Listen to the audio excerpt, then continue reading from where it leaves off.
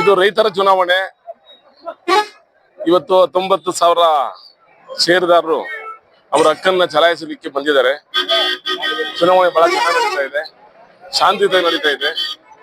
ಇದು ರೈತರ ಹೋರಾಟಕ್ಕೆ ಆಗಂತ ಜಯ.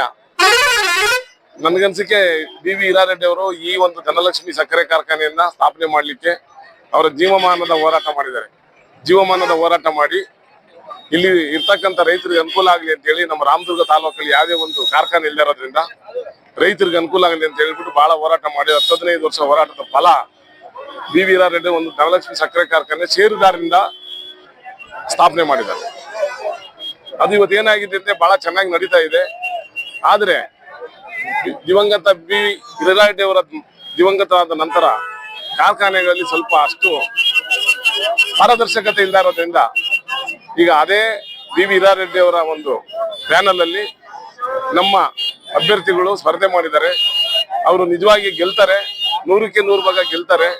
ಗೆದ್ದಿ ಆ ರೈತರಿಗೆ ಸೇರ್ತಕ್ಕಂಥ ಹಕ್ಕನ್ನ ಸಕ್ಕರೆ ಆಗ್ಬೋದು, ಬೆಲೆ ವಿಷಯದಲ್ಲಿ ಆಗ್ಬೋದು, ಆಮೇಲೆ ಅಭಿವೃದ್ಧಿ ಆಗ್ಬೋದು, ಪಾರದರ್ಶಕತೆ ಆಗ್ಬೋದು, ಎಲ್ಲನೂ ಅವರು ಶ್ರಮ ವಹಿಸಿ ಮಾಡ್ಲಿಕ್ಕೆ ಪಣ ತೊಟ್ಟಿದ್ದಾರೆ. ಅದರಿಂದ ವಿ ಹಿರಾರೆಡ್ಡಿ ಅವರ ಒಂದು ಪ್ಯಾನಲ್ನ ಅಭ್ಯರ್ಥಿಗಳು ಜೈಬೇರಿ ಬಾರಿಸ್ತಾರೆ ಅಂತ ನನಗೆ ವಿಶ್ವಾಸ ಇದೆ.